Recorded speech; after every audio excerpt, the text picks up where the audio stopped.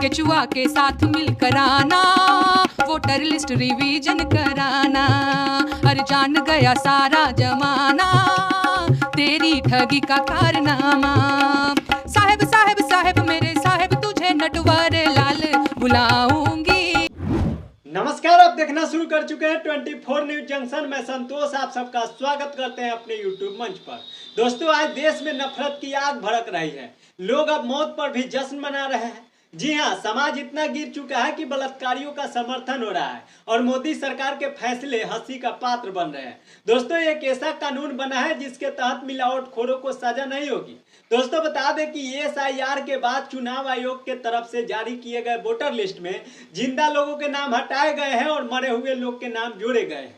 बता दें आपको कि भोजपुरी लोक गायिका नेहा सिंह राठौर ने इस मुद्दे पर भाजपा सरकार और चुनाव आयोग का बैंड बजा दी है।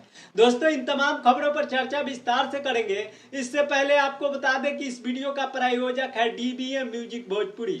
अगर आप भोजपुरी गाने देखना और सुनना पसंद करते हैं तो इस चैनल पर जाकर देख और सुन सकते हैं। फिलहाल एक गीत नेहा सिंह राठौर के विरुद्ध रिलीज हुआ है जो स्क्रीन पे आपको दिख रहा होगा। दोस्तों, खबर की शुरुआत करते हैं अमित शाह से। गृह मंत्री अमित शाह ने आज इतिहास रच दिया है। वह देश के सबसे लंबे समय तक गृह मंत्री बने रहने वाले नेता बन गए हैं। दोस्तों, पीएम मोदी के दूसरे कार्यकाल से वह इस पद पर काबिज है। लेकिन सवाल यह है, यह रिकॉर्ड कितना सार्थक है? क्या आतंकवाद पर लगाम लगी?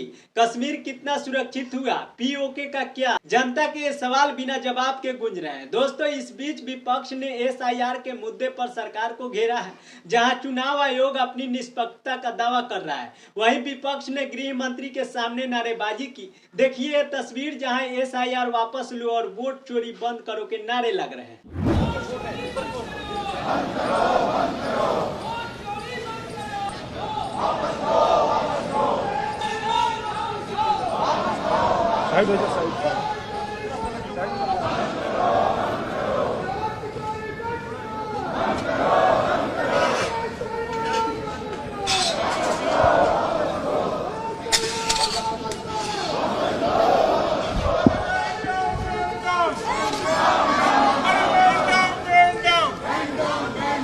दोस्तों, विपक्ष का आरोप है कि चुनाव आयोग वोट चोरी में शामिल है और इसी के दम पर सरकार बन रही है। दोस्तों, एनडीए सांसदों ने ऑपरेशन सिंदूर की सफलता पर खूब जश्न मनाया, जय श्री राम और हर हर महादेव के नारे लगाए। लेकिन सवाल यह है, जब पीएम कहते हैं कि ऑपरेशन अभी खत्म नहीं हुआ है तो इसे सफल कैसे माना जा रहा है? पहलगाम और पुंछ में 50 निर्दोष लोगों की मौत का जिम्मेदार कौन? सेना को सम्मान मिलना चाहिए था, लेकिन यहाँ पीएम की तारीफ हो रही है। सरकार का दावा है कि 10 साल में 17 करोड़ रोजगार दिए गए, लेकिन जनता पूछ रही है क्या सट्टाबाजी और पकौड़े तलना भी रोजगार है?